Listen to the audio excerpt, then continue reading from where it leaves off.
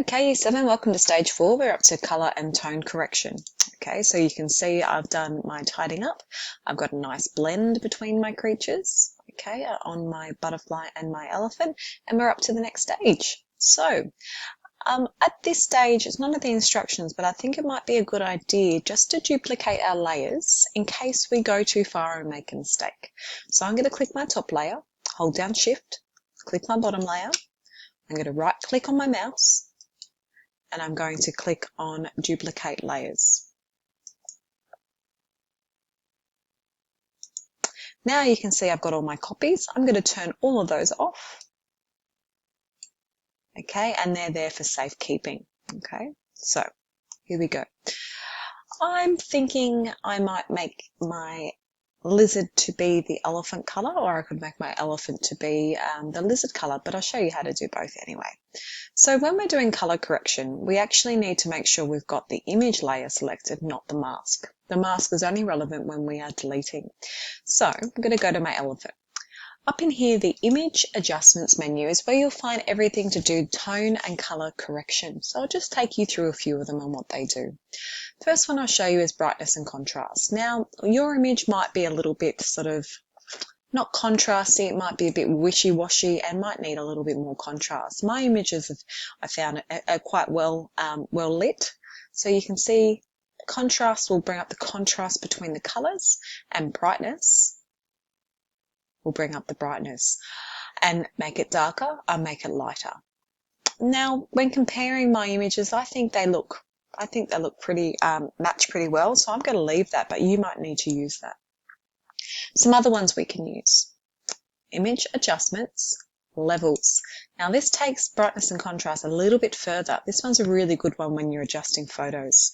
This one here will bring up the blacks. Have a little look. That makes the blacks or the shadows darker. This one here is the greys or the midtones. And this little lever here will affect the highlights. So it gives you a little bit more control. Okay, so you might want to go and have a little play around with those. Okay, Control Z to see what it did. Okay. Next one you can have a play with. This is where it gets a bit fun. Hue and Saturation. Don't go too crazy on this one. Hue is where you can add more colour. Oh, sorry, you can change the colour of your image. So you can change the image to all blues, all greens, all reds, or so on. Saturation is where you can change how much colour, how saturated it is with colour. Okay, we don't want to do that, guys. It's just not a good quality image. Okay, it blows it out and it distorts it. But you might find that one of your images is a little bit washed out and needs a little bit more colour, so you would add some saturation there. Lightness does very similar, brightness and darkness. Okay.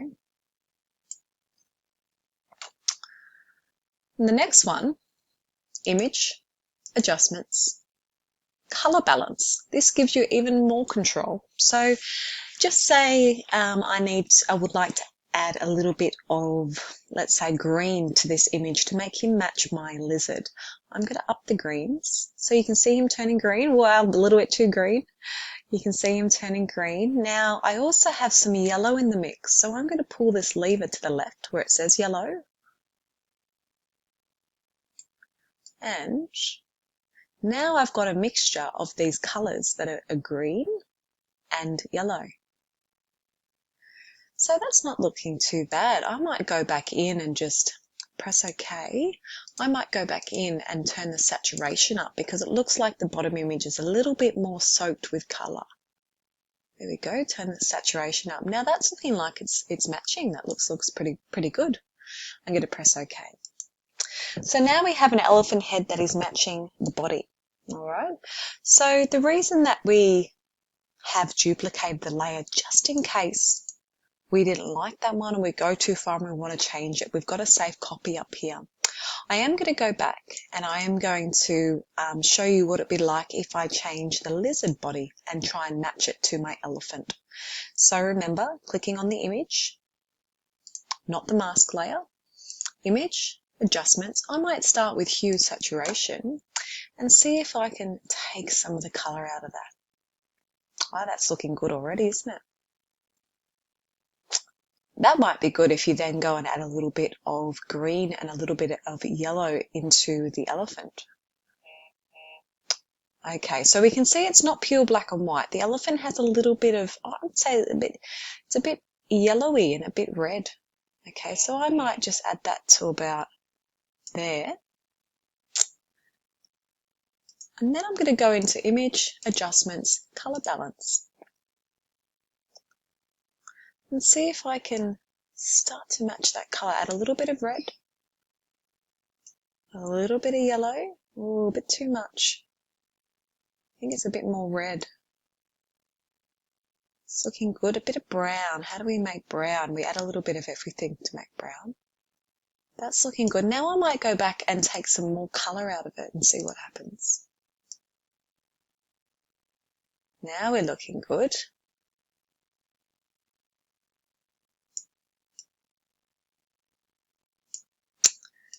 Okay, great.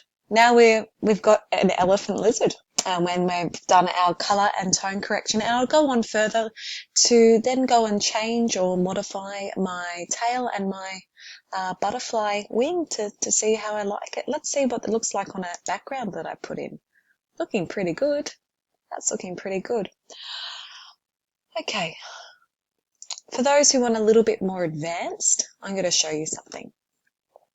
We're going to go to our lizard layer and we're going to use something called Burn and Dodge. Look what this does. I'm going to make the brush nice and big.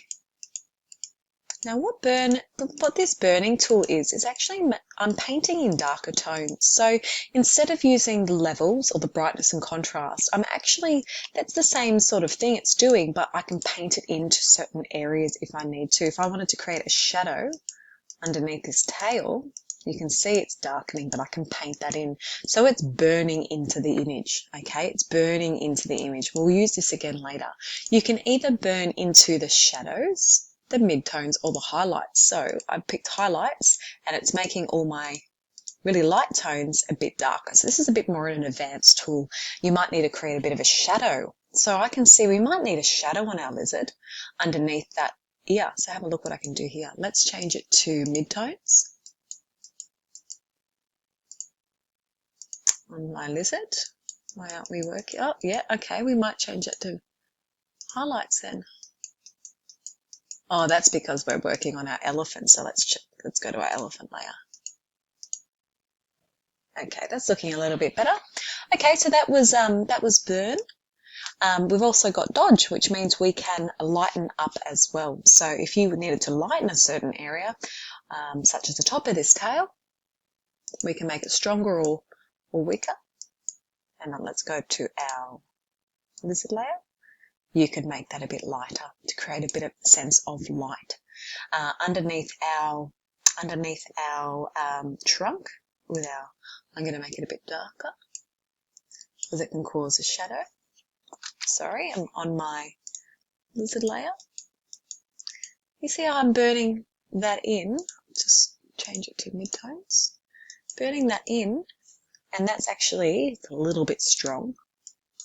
That's actually creating a bit of definition for my trunk.